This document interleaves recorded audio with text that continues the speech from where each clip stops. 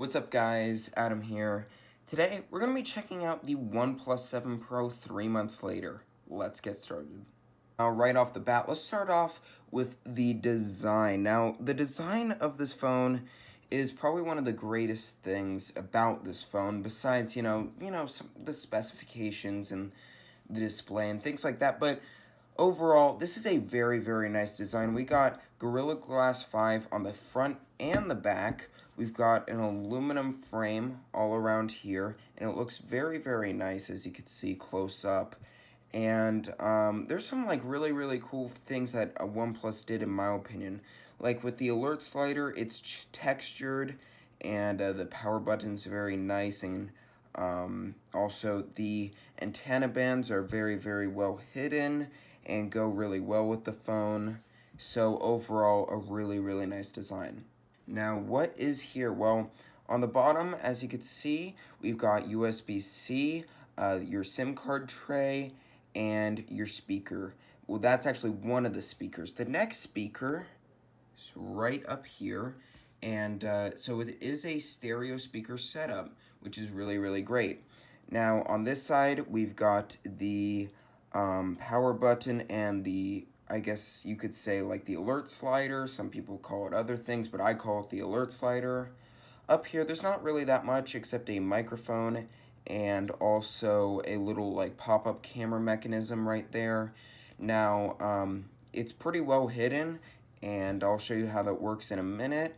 And then on this side, we've just got our volume buttons, and yeah, let's take a look at the back.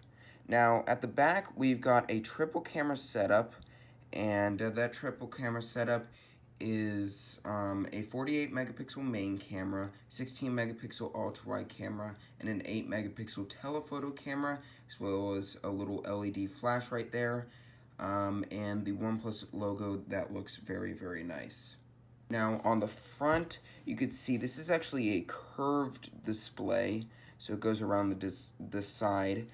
And let's turn this on, and right off the bat you can see that pop-up camera, and yeah, really, really great. And this display is another thing that is great about this phone. It is a 1440p 90 hertz display, so overall it looks very, very nice, very crisp, over 500 pixels per inch, so looks very, very nice. So more clearly, you can kind of see where it kind of is a waterfall display. And so the viewing angles are very good. Let's turn this up to full brightness. As you can see, it is very, very bright. It automatically turns it down, but you could kind of get a sense of that. But we're going to just turn it down for the video so it looks better. I believe the max brightness is about 625 nits or so, which is pretty good. Gets very, very bright in even like the toughest conditions, such as like the sun or anything like that.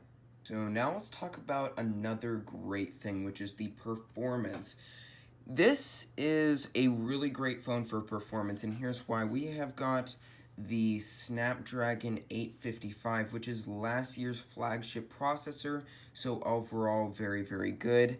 And taking a look at Antutu benchmark, loading up here, it is a very, very high score of 439,557. So that is a little bit lower than I expected, and that is because I don't have that much storage left on my phone. I actually have 256 gigabytes. It's that I have so many photos on my phone and so many videos, and I haven't deleted them all, so yeah. And then taking a look at Geekbench, you can see right here the history, and on as of May 8th, so this isn't the most accurate, but we got a score of 720 in 2616. Now comparing that to something like the Snapdragon 865, they usually get about 900 or so, and about 2900 for the multi-core, so just letting you know. But how does this Snapdragon 855 translate into actual use? Well, first of all, I just want to say that this is the 8 gigabytes of RAM model, but this does go up to 12 gigabytes of RAM, so just letting you know. But most people will be getting the 8 gigabytes of RAM and 256 gigabytes of storage model, so I just wanted to let you know about that. Well, yeah, overall performance is very, very good on here. Loading up apps that are very intensive are very, very smooth. Playing some simple games and very intensive games even are very, very good just because of that processor. And overall, really great, as you can see, especially with that 90 hertz 1440p display. Everything looks very, very smooth and sharp, and overall great gaming experience right there. Some of you were also curious of how like Call of Duty Mobile runs and Fortnite and stuff like that. It runs very, very good. I believe Call of Duty Mobile runs at max frame rate and very high settings, and then I believe Fortnite runs at high settings at 60 FPS. So no 90 FPS, which kind of sucks. That's only supported actually on OnePlus 8 phones for whatever reason. Overall, very good gaming experience. So yeah, everything's gonna be very smooth and, you know, always gonna be 60 FPS gameplay most of the time, except some other games like Alto's Adventure right there, that can actually run at 90 FPS. How is video watching on here? Well, it is actually very good. Just gonna turn down the brightness right there just because, you know, all the sun's coming into this, and so the phone's kind of getting affected. And I'm recording on a little bit of a worse camera. It's my iPhone 10, so yeah. I'm gonna just show you an example of the video. Be a problem because it's covering specific antennas. You can see we could do 1080p because I did 1080p. It would be like these antennas right here, as you can see, right there. And so it'd be a major problem for a lot of people that just bought the iPhone 4 and didn't know what was going on.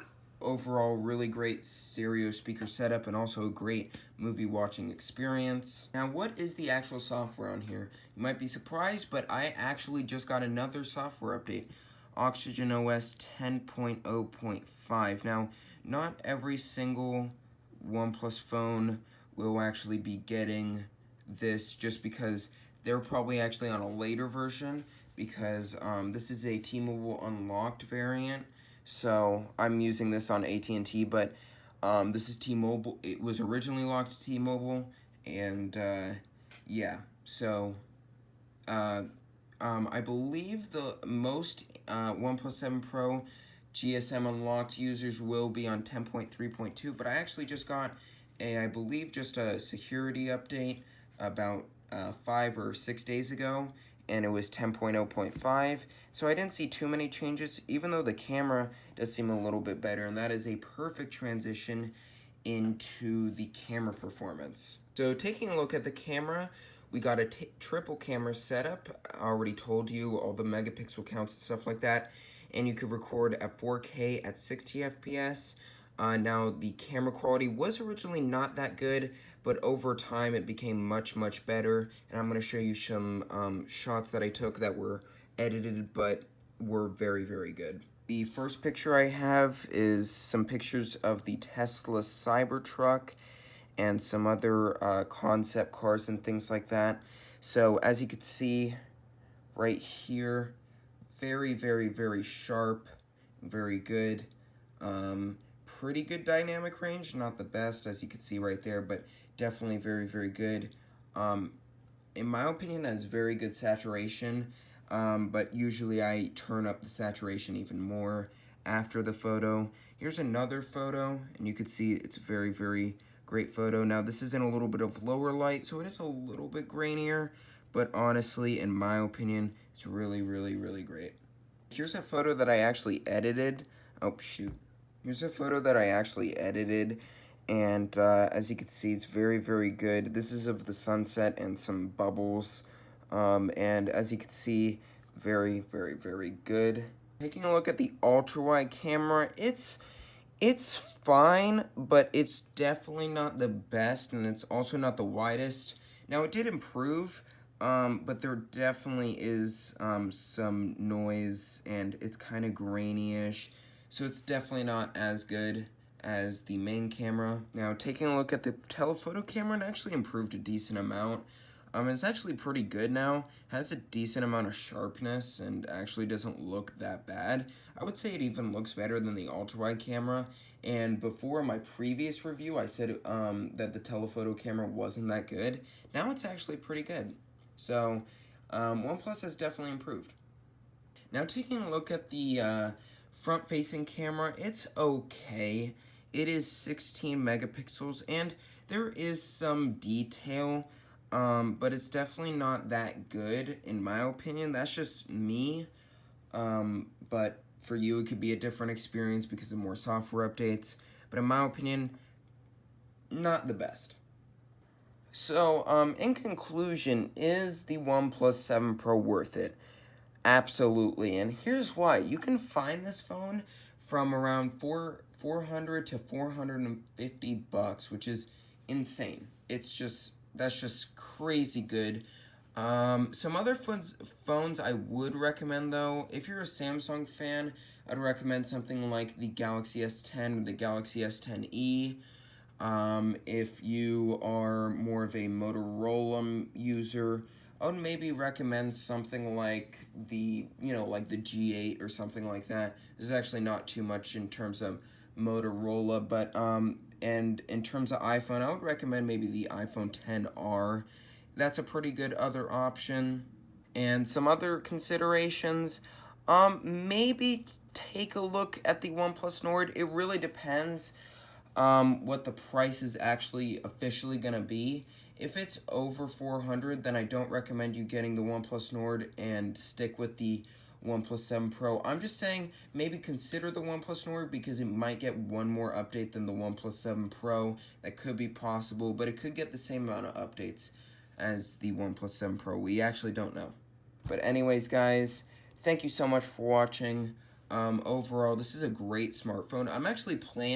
I've officially decided to plan to keep this for at least another year or a year and a half because this is such a great phone. So in total, I think I'm going to keep this for about 2 years, and it's just an overall really good phone. The only way I would get rid of this phone is if the phone breaks, and then I would maybe have to get like a OnePlus 6T or something like that, or maybe just use one of my other backup phones. But yeah, anyways guys, this was not my full review. If you want to check out my full review, go to the original OnePlus 7 Pro review, and that will be on my channel. It was posted about 3 months ago, so yeah, see you guys later.